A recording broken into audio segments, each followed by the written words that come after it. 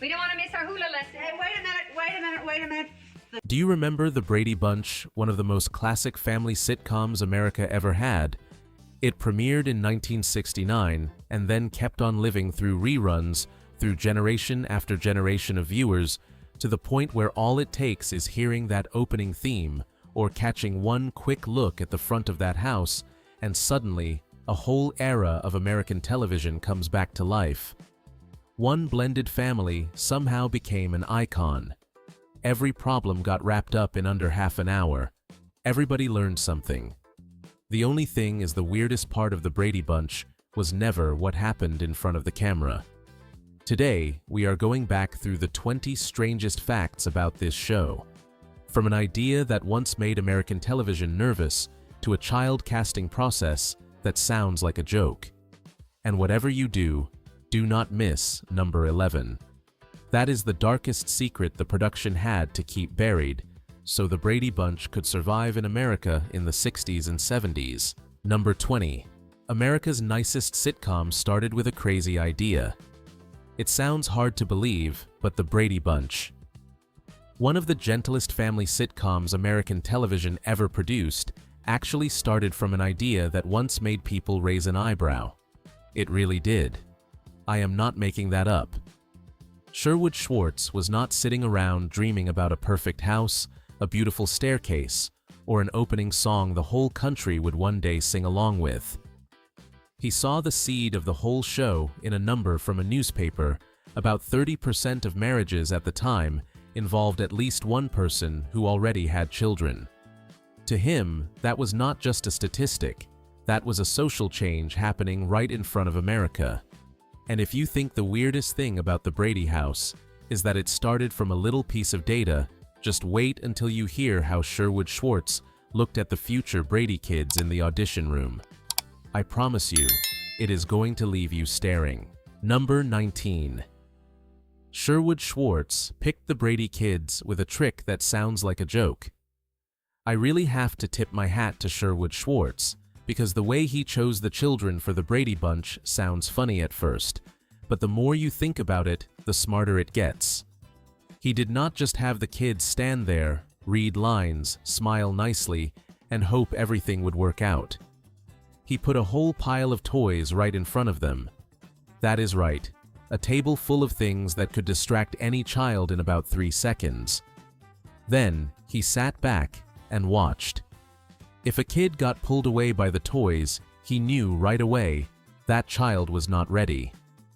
But if a kid kept looking at him, kept listening, stayed focused, Schwartz knew he was seeing something more important than cuteness. The reason is pretty simple. A television set is not a weekend playground.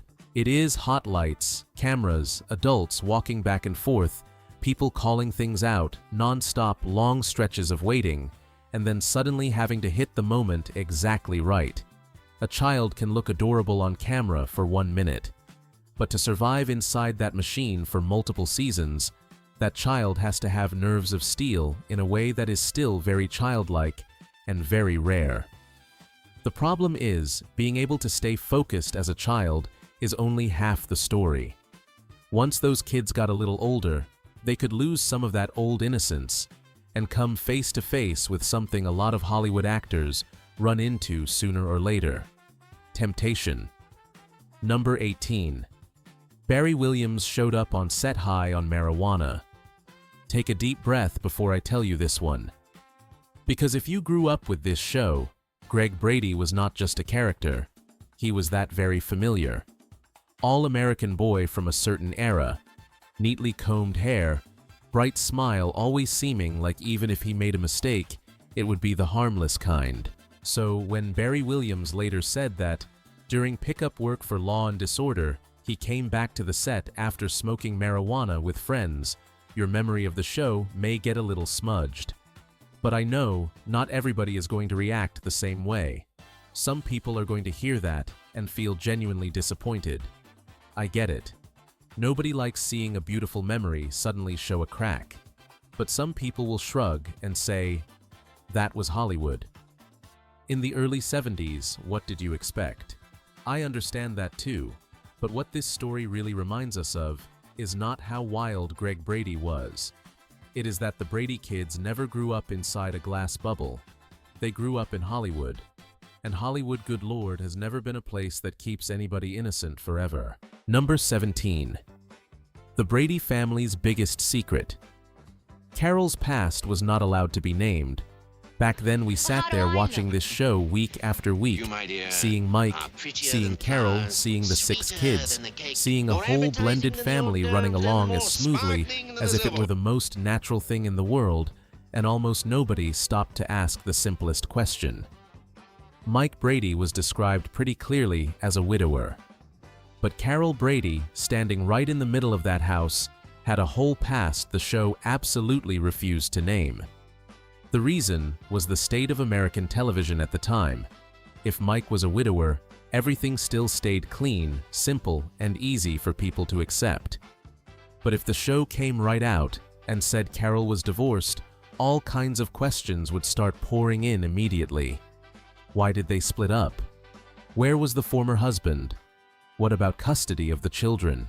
Those questions sound perfectly normal to us now, but for family television in 1969, that was territory the networks did not want to walk into. Number 16. Robert Reed saved at least one child during filming.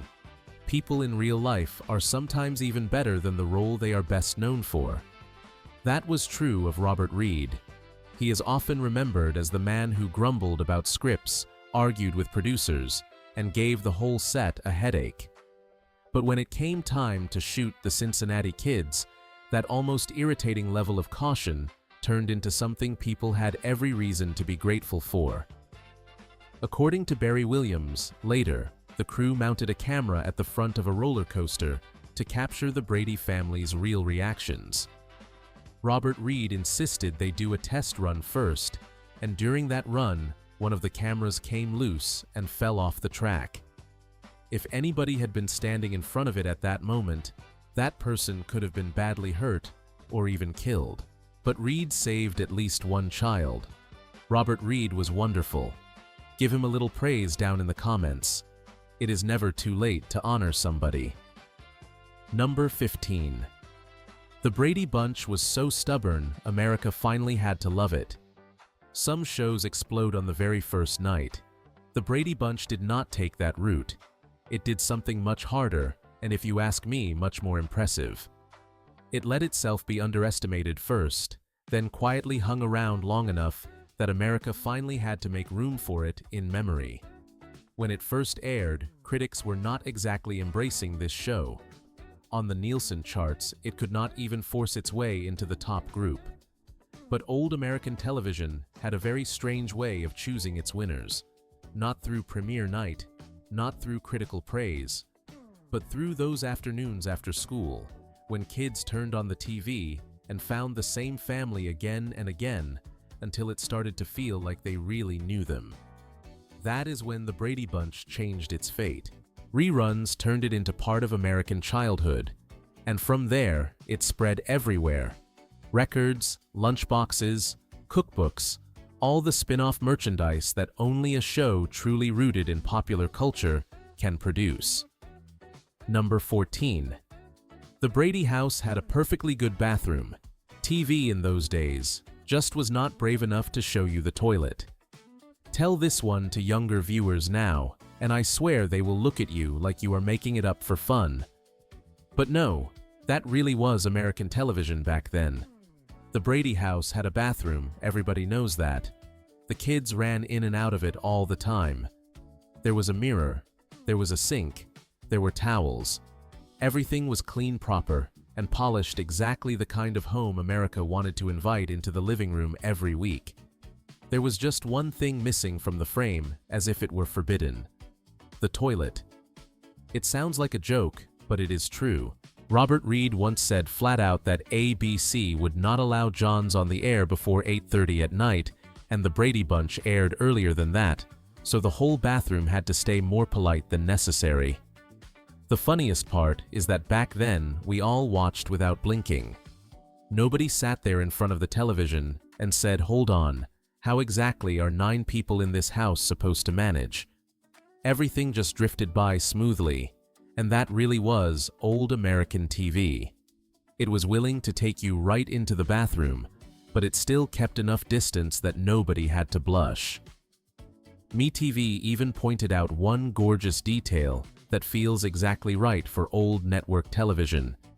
At one point, viewers could hear a flushing sound, but the thing making that sound absolutely could not be shown.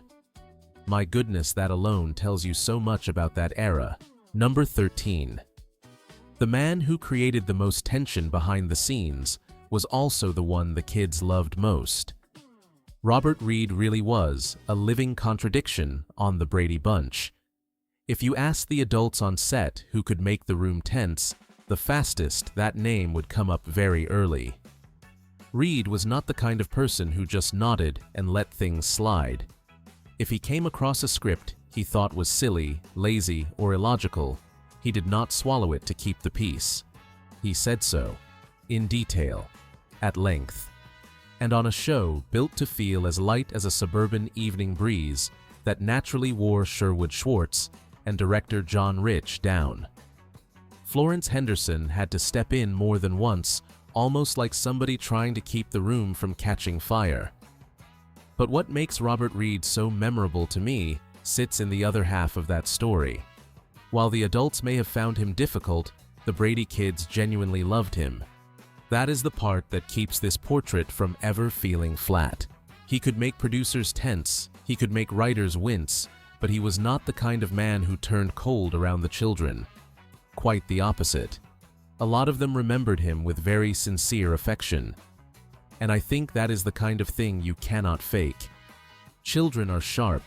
They know who is just playing the part of a good person and who is really present with them. Number 12. The Brady house cast its children by hair color. Viewers sat there watching the Brady Bunch and saw a family. It felt natural. It felt easy. It felt exactly like the kind of thing you take one look at and immediately believe, yes, that is a mother, a father, and 6 children who belong under the same roof. But behind that natural feeling was a level of design that is almost funny. Sherwood Schwartz did not just need children who could act. He needed children who, standing next to each other, looked like they came out of the same television family tree.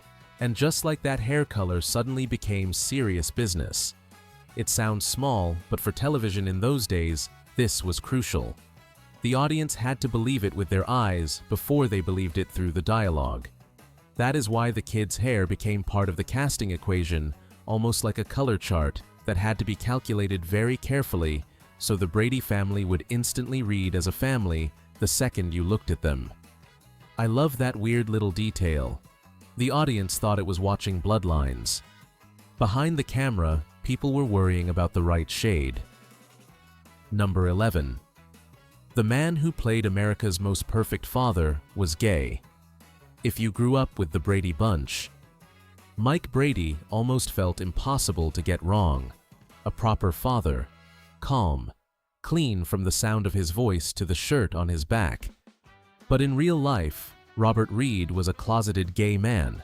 Florence Henderson picked up on it early, noticing that he seemed uncomfortable doing romantic scenes with her, and he privately told her the truth. What makes this story memorable is not the curiosity of it. Reed lived and worked in a version of Hollywood that did not leave people much room to breathe if they were different from the image the screen was trying to sell. Florence Henderson seems to have understood that earlier than a lot of people did. She simply behaved like a decent colleague, rehearsed with him, helped make the close scenes look more natural on camera, and kept the work moving without pushing his dignity any further out of place. Number 10. Florence Henderson once pushed for Carol Brady to have a job. What would the Brady Bunch have looked like if Carol Brady had gone off to work every morning? I am not asking that out of nowhere. Florence Henderson had been thinking that very thing for a long time. She looked at Carol Brady and did not believe that woman should be stuck circling around the kitchen, smiling sweetly, then showing up at just the right moment to keep the whole house as smooth as a dish soap commercial. She wanted Carol to have a real job, a real life. Put simply, she wanted Carol to step outside that picture-perfect frame American television had already built around her. Honestly, I find that idea pretty fascinating too. Carol Brady was clearly the kind of woman who could have done more than that. But then, I keep thinking about it. If she really had gone to work, if she had had a clear career, her own schedule, a life outside that house, would the show still have kept the very specific feeling that made all of America remember it? What do you think if they had actually approved it? Talk it over with the other viewers down in the comments, because every one of us has the right to be an imaginary writer for the show we love. Number 9. There was a teenage spark inside the Brady house. The loud love stories are always the ones the press likes best. But the small, awkward, half-shy, half-real little feelings of adolescence usually slip right off the edge of the story. The Brady Bunch had exactly that kind of corner. Barry Williams and Maureen McCormick had feelings for each other in real life. Not the kind of thing that shakes the earth. Not the kind of thing that lands on the front page. Just a very real, very light teenage spark, and maybe because it was so light, a whole lot of people watched Brady for years without ever noticing. On screen, Greg and Marcia were Brady's siblings, standing exactly where they were supposed to, in the right rhythm inside the clean order of American television in those days. Off-screen, kids were still kids. Hearts still beat in the wrong place sometimes. And honestly, that tiny little misalignment is exactly what makes the Brady set feel less like a painting, less like a postcard of the perfect family. Number 8. The house all of America wanted to stay in was the one Susan Olsen only wanted to escape. I think just about anybody who watched the Brady Bunch probably dreamed of living in that house at least once. Susan Olsen later admitted the exact opposite. She said she used to pray for the show to end, not because she hated the series, not because she hated everybody there, just because she did not want to go through the most awkward years of puberty right in front of all of America. And honestly, the more I think about that, the more overwhelming it feels. It makes perfect sense. That is just the normal psychology of a young girl going through puberty. Hair, face, body, everything is changing a little at a time, and there is nowhere to hide. Growing up is uncomfortable enough already. Add cameras, hot lights, and millions of eyes on top of that, and it really does become a nightmare broadcast every week. Number 7. The show had quite a few continuity mistakes. If you watch the Brady Bunch long enough, sooner or later, there is a moment where you suddenly stop over one tiny detail. The family heads out in one car, then only a few cuts. Later, they come back in another. Or a hairstyle inside the same run of scenes suddenly changes shape as if somebody slipped away in the middle to get it redone. What I love about those mistakes is that they do not make the show any worse. If anything, they remind us that the Brady Bunch was made for a completely different era. Back then, nobody sat in front of the screen with a remote in hand, pausing, rewinding, then studying every frame the way we do now. Television in those days passed by once, and that was it. You watched with your eyes. You remembered with feeling, not with a pause button. Number 6. Florence Henderson had to wear a bubble wig because her real hair was too short.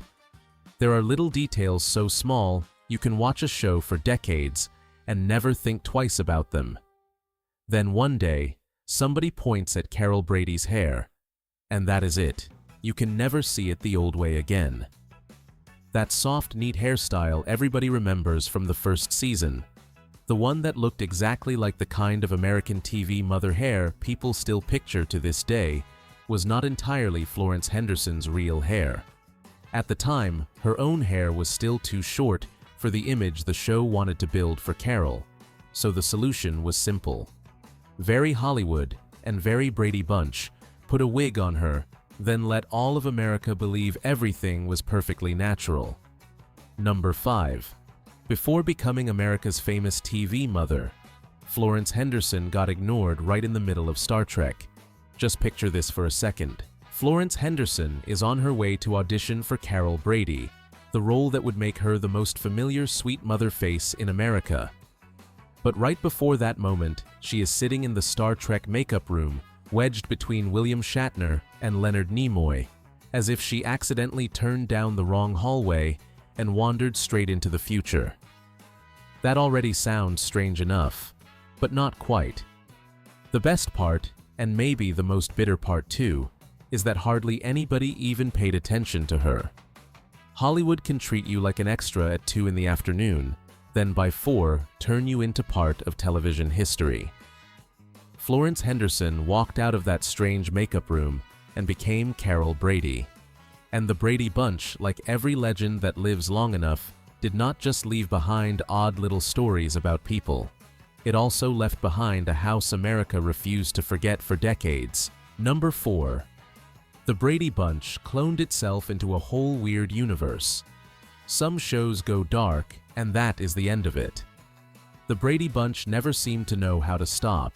It just kept coming back over and over, as if America could not bear to let that family sit quietly in the past. The original show ended, then came the cartoon, then the variety show, then reunion movies, then follow-up versions, then movie parodies, then even a home renovation program. Honestly, after a while, the Brady Bunch stopped feeling like just a sitcom. It felt more like some television creature that kept growing new branches every time people thought it was finished. And the strangest part may still be the Brady Kids, a full 22-episode animated series on ABC. And in that world, the adults practically vanished altogether. No more house with Mike and Carol standing in the middle of it, but the Brady brand kept on going just fine, moving right along, like it did not need permission from anybody. That detail alone tells you how tightly this show clung to American culture. It was not just rerun, it was broken apart, stretched out, remade, then thrown into one form after another, and people still recognized it instantly. Number 3. The Brady Bunch almost lost the very name that made it legendary. Now, when you hear the name, the Brady Bunch, nobody thinks there was ever anything risky about it. But the funny part here is that there was a time when people at ABC and Paramount thought the title itself was a problem. Not because it was bad, not because it was bland, just because the word bunch made them think of the Wild Bunch, the violent western that was making a big splash at the time. The wonderful part is that history later almost laughed right in the face of that fear. That word bunch is exactly what made the title stick so deeply in the audience's memory. Take it away, and the show immediately loses its familiarity and loses that playful rhythm that makes it sound exactly like a big, slightly noisy, very American family. Honestly, trying to imagine it with a different title now feels even more wrong than imagining the Brady house without a staircase. That is what I love about old television. Some of the biggest victories never happen on screen. They happen in a closed room when somebody is stubborn enough to keep exactly the name everybody else wants to throw away. Number 2. The laughter on the show was not live, it was added later. Did you ever notice? That familiar laughter that went along with the house, with Alice, with the kids tossing lines back and forth, was not laughter coming straight out of a soundstage full of people watching live. The Brady Bunch did not work that way. It was put together differently, which means that warm, light, easy feeling you remember so clearly in your head did not come only from the actors or the script. It also came from the way the show gently nudged you. Right here, smile now. And the closer I get to the end of this list, the more I like that idea. From the title, to the hair, to the tiniest backstage details, and even the laughter. The Brady Bunch really was a world built with remarkable care, and after all that careful construction, it still left behind something you cannot fake. A mark so strong that all America has to do is see one image, and it instantly remembers how much it once loved that world. Number 1. The Brady Bunch became so famous, it turned a house into part of America's memory. Maybe that is the most beautiful way to measure the influence of the Brady Bunch. It is proof of just how deeply this show planted itself in the public memory. People kept going there for decades, standing out on the sidewalk, looking at it as if just seeing that front exterior was enough to touch a piece of childhood again. Then, in 2018, HGTV paid $3.5 million for the house after a noisy bidding battle. To me, that was not just a real estate deal. That was a major television network spending real money to buy back a piece of America's memory. And when they restored it, they were not just fixing up a house. They were admitting that the Brady Bunch had become bigger than itself a long time ago. And that story went even further. In March of 2026, the house was recognized by Los Angeles as a historic cultural landmark. I think that detail says everything. A family sitcom that was never seen as some giant ratings monster when it first aired eventually left a mark so clear that the city itself had to admit it was part of American cultural memory. That is exactly why the Brady Bunch deserves the final spot on this list. Not because it was perfect, not because it was always critically adored, but because after all these years, one house is still enough to prove how deeply this show touched people's hearts. And if a program can do that, then it is not just television anymore. It has become part of life. The Brady Bunch has always felt like one of America's old television boxes. On the outside, it looks neat, gentle, bright, almost so tidy you would think there is nothing left to say about it. But once you open it up, you start seeing all the seams, the layers of paint, the strange stories from behind the set, the funny things, the slightly bitter things, and all the very human details that make that world feel much more real than the original memory. If you love that feeling too, that feeling of opening up these old television boxes, again, stay here with me, subscribe to the channel, and let us turn this place into a little corner for people who still remember, still care, and still want to talk about that golden age. And if there is a classic movie or series you want us to dig back into next time, leave it down below. I would love to know which television memory of yours is worth opening up together next.